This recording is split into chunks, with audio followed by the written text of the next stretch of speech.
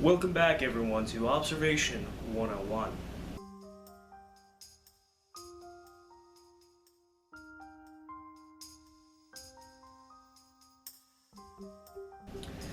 Now, I originally intended for this to be a three-part mini-series. However, as it turns out, observation is even a vaster topic than I thought when I originally started this mini-series. And we're only scratching the surface from my current research. So, I think what I'm going to do is I'm going to turn this into a proper series.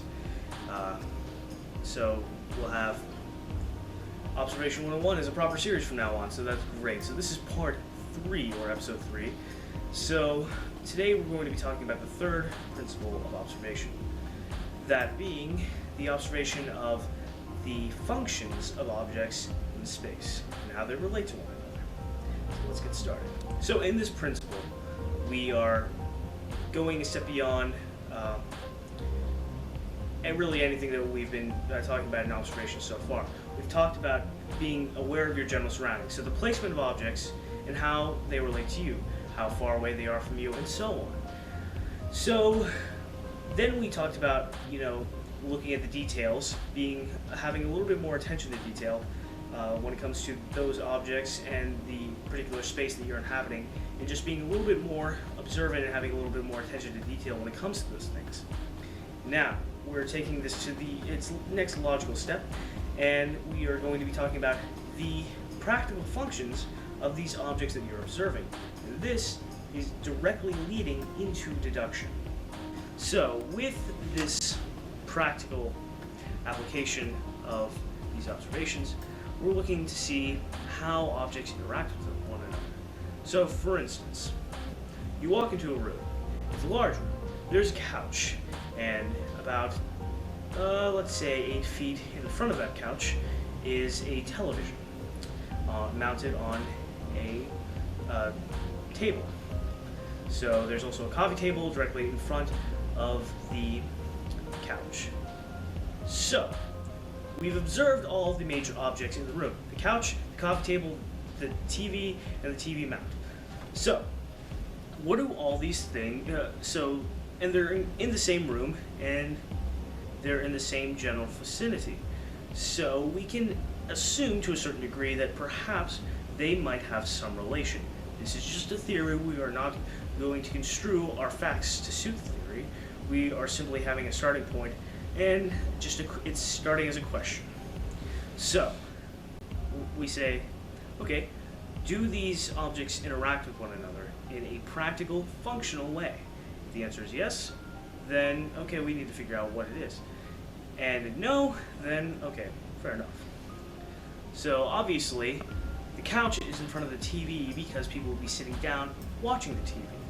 Because what does the TV do? It displays images and sound for entertainment purposes. What do couches do? They let people lounge around. So, it's a happy marriage. So what does the coffee table have to do with this? Okay, well, perhaps people put their coffee cups on the coffee table, or other beverages, or perhaps food if it's directly in front of the couch, as seen in this scenario. Since the coffee table is at this point clean, we won't be able to definitively deduce that without taking a closer look to see if there's any residual stuff on it. But for the sake of this example, I think it's rather intuitive to figure out all this. We just did it in a very roundabout way, and it's the first example that I can think of off the top of my head, so yeah, and it was the easiest one to film. So that's that, I suppose.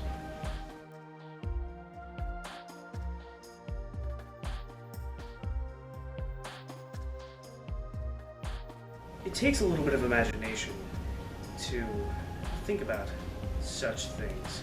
It's not standard protocol for an officer to see if someone was left-handed. That's why they see the case is cut and dry. Bullet inside of his head, a gun in his hand. Suicide, obvious. That's only 2 pieces of information. Okay, the door was locked from the inside, so that's the third piece of information that supports the theory. The window was open. There's a bullet missing from his gun, could have gone out the open window. And since the window was unlocked and open, that could indicate that the attacker came through the window, which is why the bullet went out the window. That would eliminate the coincidence. Now, they don't think about it like that because that's against protocol. It takes a little bit of thinking outside the box, and we have a natural fear of the unknown. It's a survival mechanism, and this goes for things that we, might mess up in, things that could be obvious, but we don't really have the courage to think about things in that way. So, deduction does take some courage. And the last thought I wanted to leave you with is that up till now, I have been doing a very systematic approach to training in observation and training in deduction. Now, it has come to my attention that there are two different types of training that you can partake in when it comes to deduction, when it comes to observation, and that is that you can either choose a systematic approach or a organic approach. Now, the systematic approach is what we've been talking about. Okay, you have one principle, second principle, third principle. All right, you follow them in a systematic order, and it makes sense. Now, in an organic training style, it's less confined and more free. So rather than simply focus on observation and then focus on deduction once you've got observation down, you simply let your mind do its thing and apply natural thinking to abnormal questions. So really in that sense, you're just posing different questions. So I did a little experiment today. I took a walk to a McDonald's that was not far from my house because that was the only place walking distance where there's a decent number of people. I don't like McDonald's. I got a salad. And even that I feel kind of bleh. But it was a way to maintain cover. And so basically what I was doing was I was just getting out into a social setting to make some basic observations and see if I could, not basic, just some observations and see if I could make some deductions. The purpose of this training exercise and this experiment was to try and go back to my roots.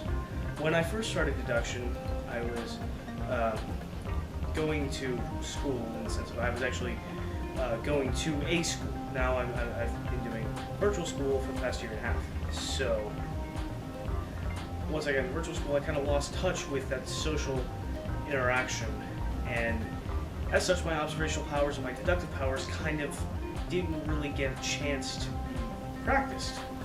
So what I wanted to do was I wanted to see, okay, can I do what I did back then to hone my deductive skills? Because when I went to school, it was simple enough. I would walk around the halls, make passing deductions. I would sit in my class after I'd done my work and look at people, see if I could make some observations of deductions, and it was a very natural progression. So since then, I've been trying to do a very systematic progression.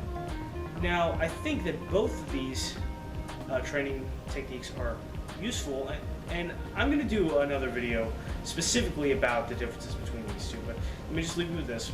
I think that both of these are very practical, very efficient ways to train your deductive skills. However, some people are just better suited to one than the other. So some people are more suited, their minds are more geared towards the organic style of training, that more natural flow. Other people need a very systematic approach. They need the techniques, they need the scientific approach, and so that comes with the differences between a creative mind and a more scientific mind. So I feel like I'm somewhere in the middle with that, because I get a good, decent amount of training from both of those things, and I find that using them together makes me even better when I train. So just think on that. I'll have a video probably next month, since I've got some other videos slotted for this month talking about that.